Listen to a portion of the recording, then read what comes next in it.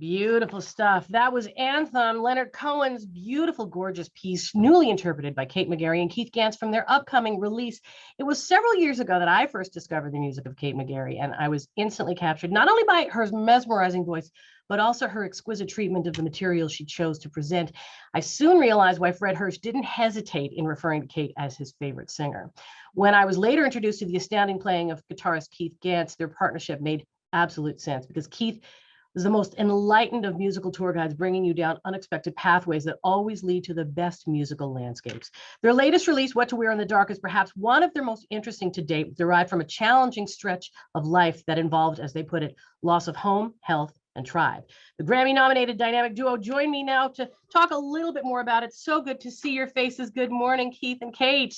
Good morning. Good morning, Heather. How you holding up there? We're hanging in. How are you doing? Great, great. Excellent. Excited? Yes, so much so. Yeah. Yeah, tomorrow's our big We have a CD gig. release. Yeah, so I love it. When you started that, we have a gig. I want to go back because I found it really interesting, the quote, Kate, I think it came from you, loss of home, health, and tribe as being, factors involved here. Can you talk a little bit about that?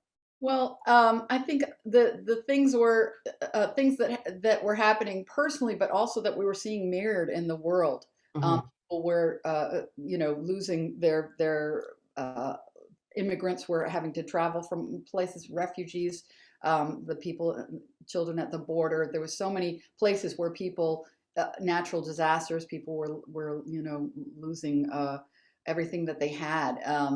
And oftentimes, life imitates art or whatever. I mean, it felt like, you go through those dark nights of the soul where everything kind of crumbles in your own life. And we were kind of going through a similar situation, not with catastrophes of that magnitude, but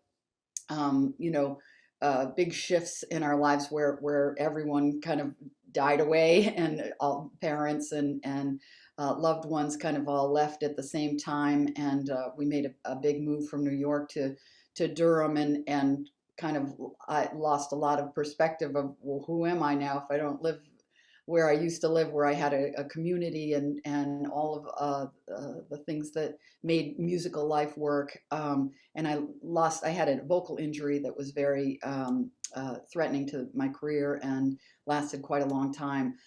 It was just a lot happening all at the same time. And there was a feeling of like, being kind of backed into the corner where you don't see a way out. And the music was, these songs started just coming to me, and the arrangements that we started working on them. And it just felt like, these answers to different questions that we were seeing mirrored in the world.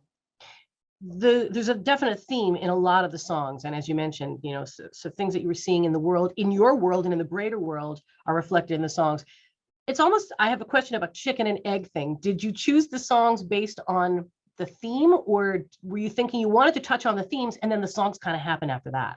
No, the songs came up. It would be like a line from a song would be like like an answer or a prayer or something that would just connect me when I was just in a place where there weren't any resources. The music or some connection to that narrative would come and console and open up a door. And so it's definitely the songs came to me. Yeah. Keith, you have, you guys have been 17 years. Is that what I heard? 17 years together? Both as life partners and musical partners. Now, before it was, Kate McGarry, and now it's the Kate McGarry Keith Ganz ensemble. Has your role, Keith, changed at all since the name of the group has changed? Do you perceive yourself a little bit differently now? No, it's just getting more credit. The paycheck's bigger.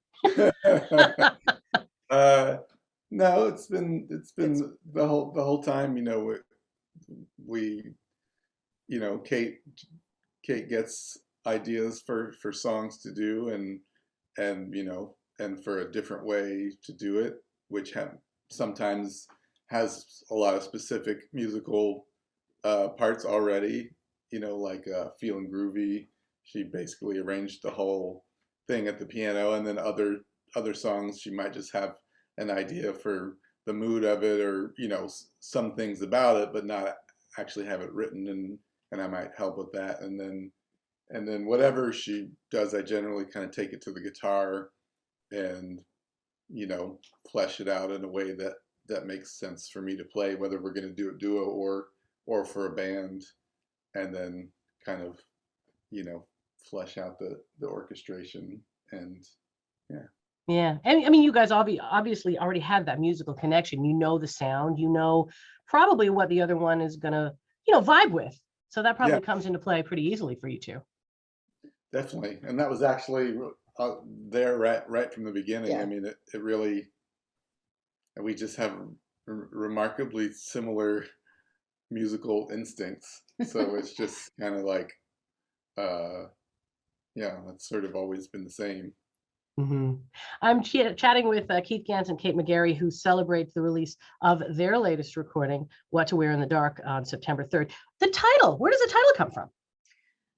That's exactly that came to me as I was the songs were starting to come up, and that feeling of kind of really the Leonard Cohen song of there's a where that's the crack where the light gets in. It was sort of that feeling of being in a kind of a darkness that you really don't have the resources to get out of, and what are you going to do? And that facing of it instead of trying to hide or run away or ignore it. It really, I think it sprouted from the Leonard Cohen song. It just arrived, and I was like, oh, that's What to Wear in the Dark, is the the music and the spirit of it. It was sort of like an alter, not an alter ego, but a kind of a different part of myself arrived that was just like, we're going to sing about it. That's what we're going to do. And yeah.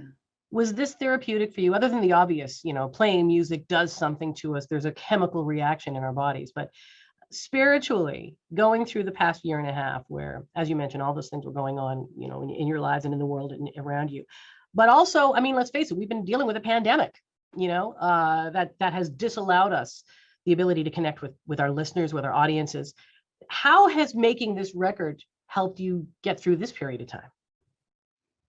I mean, for me, the pandemic, I think for both of us, there was a lot of blessing in it, because it really shut down things that were not working, and helped us kind of realize, I don't know, that a self-sufficiency, or a feeling of like, I don't know, that the running on the squirrel wheel wasn't really working anyways. There were so many things that just weren't really working. So this has been a reprieve in some ways, and we also really still connected with people online in ways that felt very real and strong. I don't know. How about for you? Yeah, well, as far as making the record going during this time, I mean, that was kind of like what we did this whole time, and I don't know, probably would have been hard to spend as much time on it as I did under normal circumstances. So we really just had months to just really work on it and make it as close to exactly how we wanted it as possible, which isn't always the case. Yeah, you have a show coming up tomorrow night, as you mentioned at the top. You have a gig, and it's a kind of, is it almost a pre, because the record comes out on September 3rd. Yeah. But you're celebrating the release tomorrow. Yeah, that's when we could get that's the date and we just figured let's go with it, and that's so far that's been the one gig we've kind of been able to marshal together, and we're bringing down Gary Versace and Clarence Penn from New York, and Paul Creel, a great bass player here in Durham, and we're setting up shop at our wonderful venue here. It's called the Sharp 9, the Durham Jazz Workshop, and it's a great place. And it's going to be live streamed with really good sound and visuals, and so we'd love to invite your listeners to join us. And you can provide them with a link. We're going to be we're going to be sharing it with people across the country and live. So Love it. Yeah, we'll definitely have the link, and I'll be sharing it on social media, and we'll have it as part of the interview when this goes up on our website. Also, some interest. You have a Toronto connection with Michelle Willis on this record.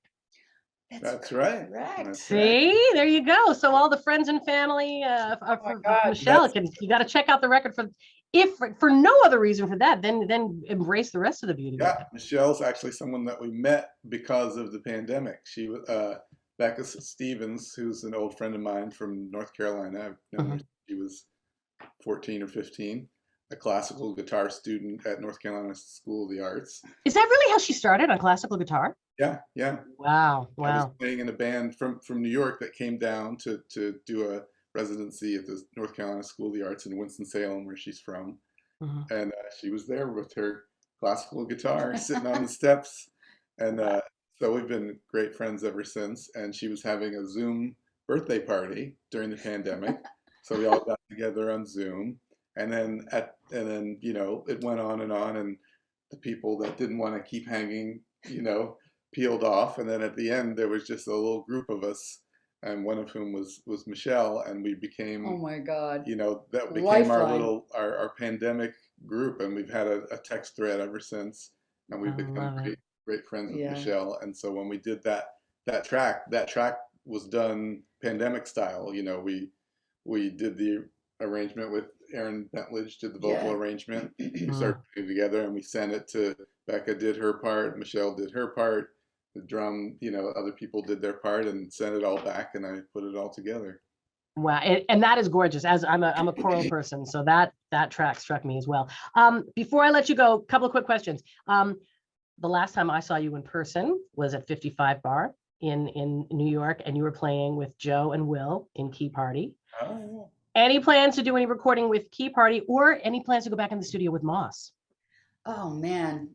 It just the you know, the desire and the wish in the heart, Yeah. and I feel like at some point things are going to open back up, and who knows what will happen. Both those groups had a vitality and a real, I think they really have legs, and I would love to, see that happen. And I don't know. I would say, thanks for bringing that up, because it gives it some energy, and we can keep that dream alive. There you go. We'll put it out there in the ether, and we'll get Juno on it too, because Juno's the manager dog there.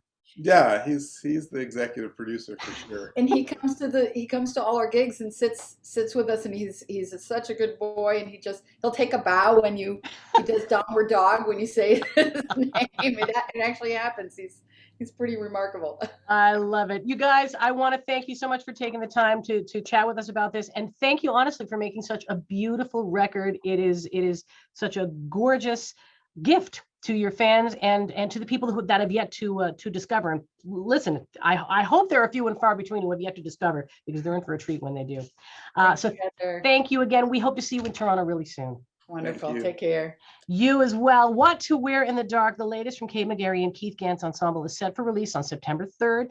It will be available wherever you get your music, and better yet, you can pre-order your copy right now at katemcgarry.com. And from that recording, here is the newest single. It's a beautiful take on the Beatles classic, and a message we can all use right now. Here Comes the Sun on Jazz FM 91.